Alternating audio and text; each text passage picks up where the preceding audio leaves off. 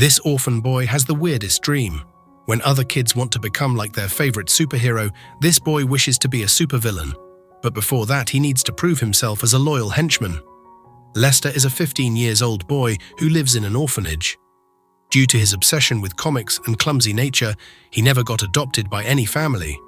Lester doesn't worry about having a family because he has different life goals. While reading comics, Lester notices how villains are always portrayed as ugly creatures with poor planning. Even if a villain proves himself as a mastermind in the start of the story, he will eventually get defeated by cheesy superheroes in colorful costumes. Lester believes that the villains also deserve to win. To prove his point, Lester decides to become a villain himself. He also has chosen a name. He is going to be called the Orphan. The most popular route to become a supervillain is by serving as a loyal henchman. This job has an age limit, so Lester waits for his 16th birthday. As soon as it arrives, Lester rushes to a villain's lair to become a henchman. The guards assume him as a newbie and let him inside the lair. It belongs to an overweight villain who wants to drown the whole country in his favorite cheese fondue. Surprisingly, the other henchmen don't suspect Lester at all, but a mechanic named Hank notices him. When Hank asks about his whereabouts, Lester shows a job advertisement he found. Hank feels sorry for the boy and explains that the advertisement is just a prank.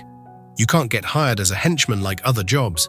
He advises Lester to go back to the city, find a boring job, and start a family like any other civilized citizen will do. Lester refuses to leave because he can't give up on his dream. Hearing this, Hank gets frustrated and explains that becoming a henchman is a nightmare.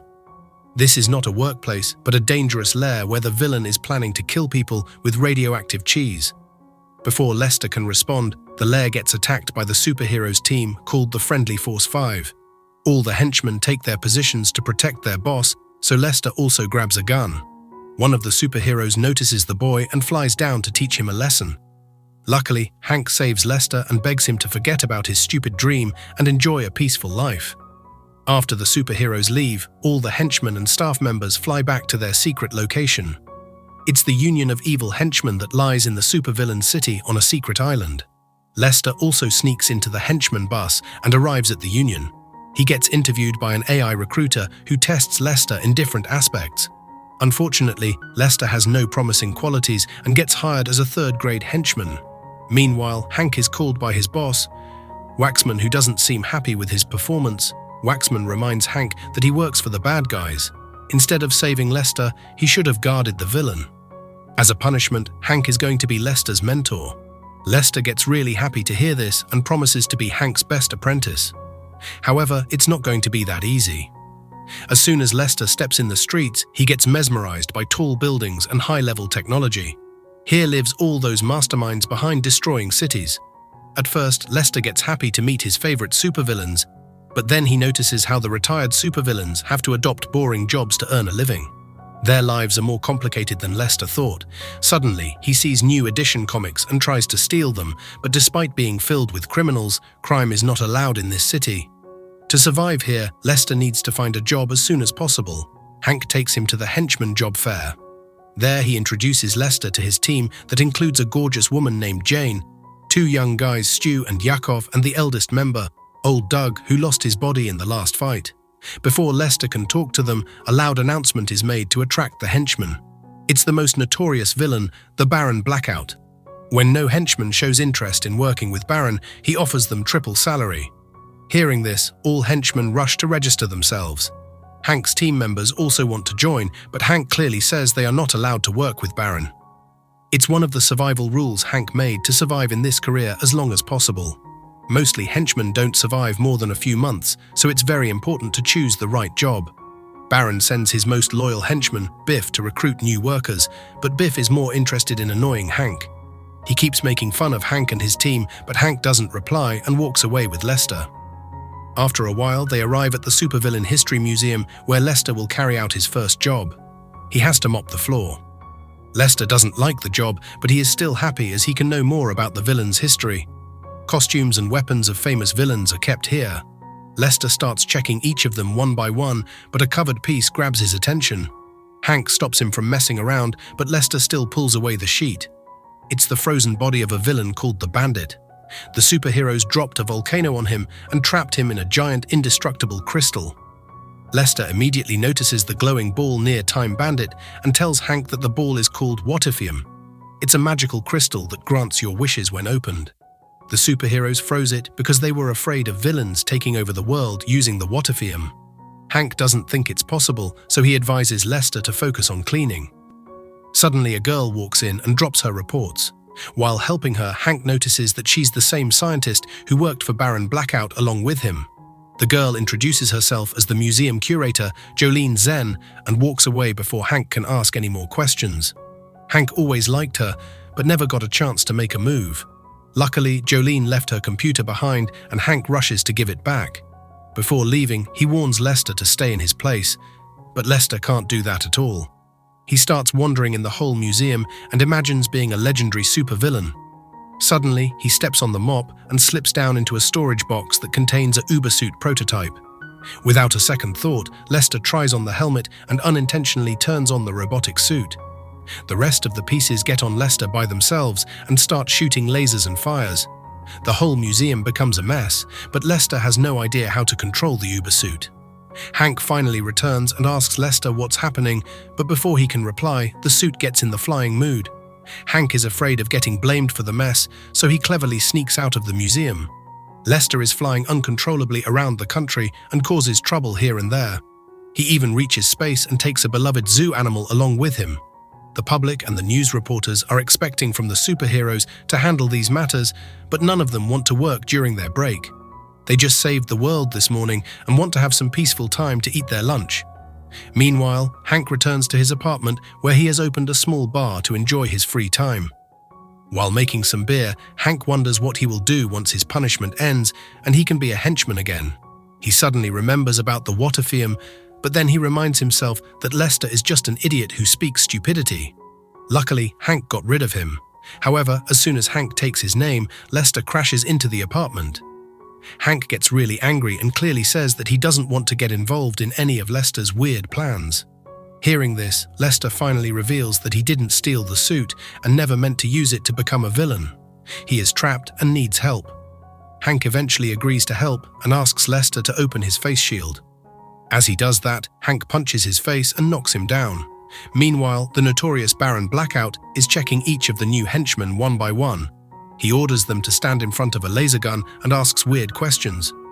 No matter how the henchmen answer, Baron doesn't get satisfied and turns all of them into slimy zombies. Afterward, he asks Biff to get more henchmen because they need an army to make their plan work. Later that night, Hank carries unconscious Lester to Jolene's house. After explaining the whole situation, Hank asks Jolene to help the boy without informing the authorities because they may not understand. Jolene ties down Lester on the table and tries to study the Ubersuit. It originally belongs to a villain named Endgame who crashed into a mountain during his first attempt at wearing the suit. Suddenly, Lester wakes up and starts to panic again. The Ubersuit is emotionally responsive, so it can't be controlled if Lester is having anxiety. Jolene bravely grabs the boy and asks him to take deep breaths. Once the suit turns off, Jolene drags the table back in place and continues the study. She needs to scan it and run different tests to find a way to remove it. Realizing how critical the situation is, Hank tries to escape by making different excuses. Before he leaves, Jolene mentions that the Ubersuit is indestructible and can break through anything.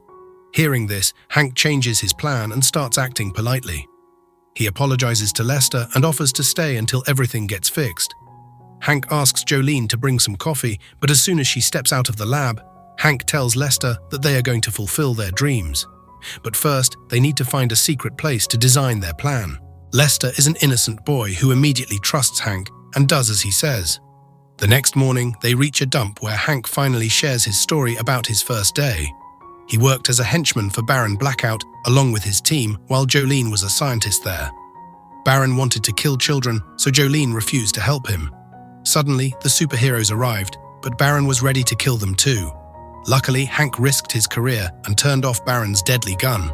His teammates helped in defeating Baron, but in the end, the superheroes took all the credit and Hank was demoted to become a cleaner. He never got the chance to be a henchman again. However, he is ready to help Lester to become a supervillain. If Lester wishes for it too, then he needs to learn the use of Ubersuit. Hank keeps training the boy with patience, and in just a few days, Lester learns to control the attacks and the flying mode. The suit also acts like armor, so Lester doesn't get any injuries, even if he falls down 1,000,000 times. Once the training ends, Hank invites all his friends to a bar and offers to pay for their drinks.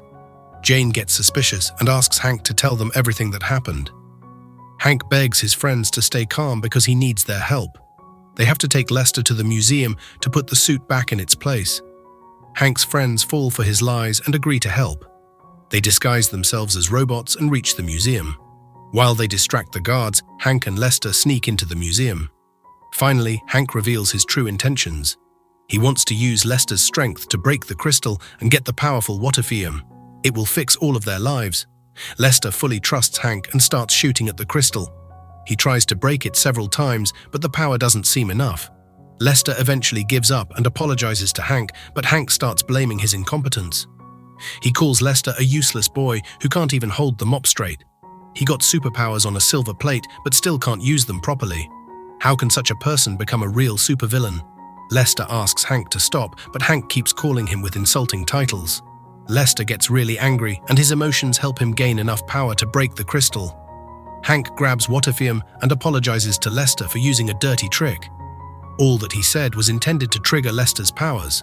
Before Lester can respond, the police surround them from all sides. Hank and Lester escape the museum, but Jolene sees them on the way and starts following them. They reach the dump where other teammates are waiting for them. Hank finally tells the truth and shows the magic crystal to everyone, but they don't seem happy at all. Jolene reaches there too and explains that no one knows what the crystal actually is. But Hank is ready to take the risk.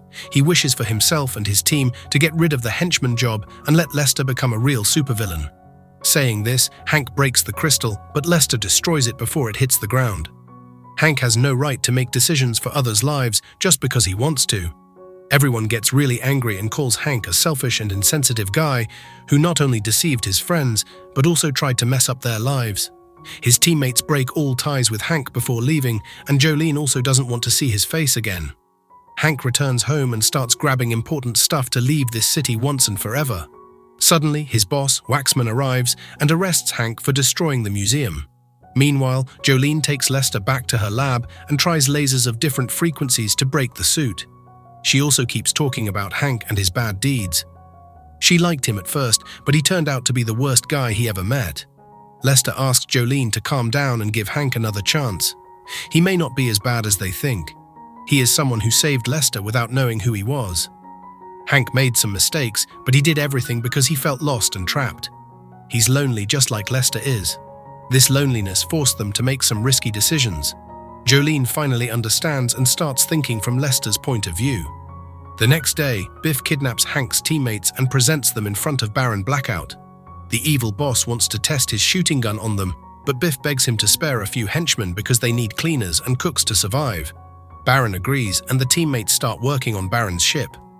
Meanwhile, Jolene has tried every possible solution, but nothing seems to break through the Ubersuit.